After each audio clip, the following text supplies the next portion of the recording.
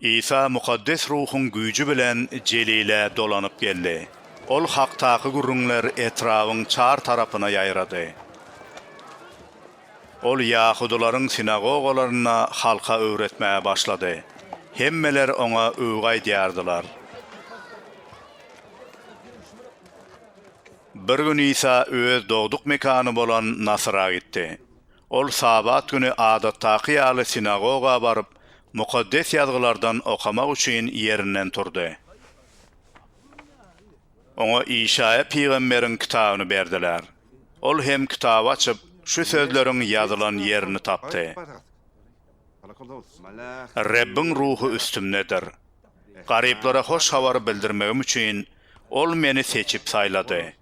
Tutsaklara azatlygy, körlere gözünün açyljakdygyny yglan etmäge ol meni iýberdi. Zulüm asynnaklary azatlyga çykarmaga, Rabbin merhemet ýylyny jar etmäge meni iýberdi. Onsoň kitaby ýapyp onu ýzyna, hyzmatkara berdi de oturdy. Sinagogadakylaryň barynyň gözi oňa dikildi. İsa olara: "Siziň eşiden bu mukaddes ýazgyňyz şu gün berjaý boldy" diýip gurruna başlady. Hemmeler İsa'ny öwüp, onuň agdyndan çykan ajaýyp sözlere hayran galyp, "Bu Ýusuň ogly dälmi?" diýip soradylar.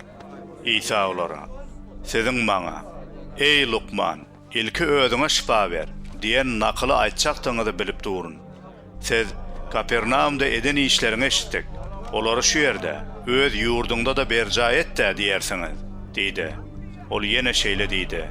Size dogrusyny aýdýaryn.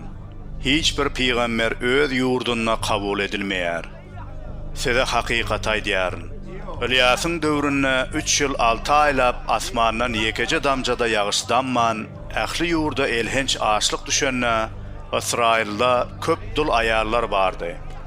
Emma Ilyas olaryň hiç biriniň ýanyna iýberilmän, diňe Sidonnaky Sarepat şäherine bolan bir keseki dul aýalyň ýanyna iýberildi. Şeýle hem Eliýaşa peýgamberiň döwründe Israilda deri keselli köp adamlar bardy.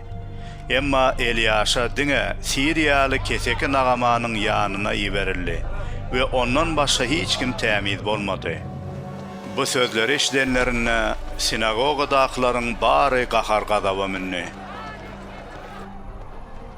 Olar ayağa galyp İsa'ny şäherden kowdular. Nasra şäheri depede ýerleşýärdi. Olar onu şol depäniň çür başyna çykaryp aşağı taşlajak boldular.